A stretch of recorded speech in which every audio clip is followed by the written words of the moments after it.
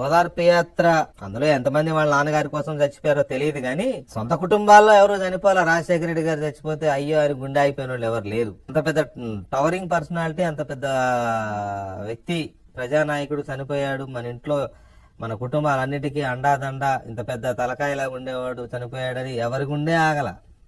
మరి అమరావతి ఉద్యమం కోసం వాళ్ళు చచ్చిపోయారు, వీళ్ళు చచ్చిపోయారు, ఇంతమంది చచ్చిపోయారు, అంతమంది చచ్చిపోయారు అంటున్నారు కదా. మరి అమరావతి ఉద్యమం కోసం నువ్వెందుకు చచ్చిపోలేదు? మీ యజమాని రాధాకృష్ణ ఎందుకు చచ్చిపోలేదు? అంటే మీకు అమరావతి మీద ప్రేమ, అభిమానం లాంటి ఏం లేవా? ఇక చంద్రబాబు నాయుడు గారు అరెస్ట్ అయినప్పుడు 6 మంది 7 మంది చచ్చిపోయారు, వాళ్ళు చంద్రబాబు నాయుడు గారి మీద విపరీతమైన ప్రేమ అభిమానాలతో వాళ్ళు చచ్చిపోయారు, వీళ్ళు చచ్చిపోయారు అని మాట్లాడవు కదా వెంకటకృష్ణ నువ్వే. మరి చంద్రబాబు నాయుడు గారు అరెస్ట్ అయినప్పుడు నిత్యం ఆయన్ని ప్రేమించే, నిత్యం ఆయన్ని అభిమానించే, నిత్యం ఆయన్ని భుజాల మీద మోసే నువ్వు కానీ, నీ యజమాని కానీ, నీ ఎల్లో మీడియాలో ఏ ఒక్కరు కానీ ఎందుకు చచ్చిపోలేదు వెంకటకృష్ణ? నాకు అది పెద్ద $1 మిలియన్ ప్రశ్న ఉంది. దానికి నువ్వే సమాధానం చెప్పాలి వెంకటకృష్ణ.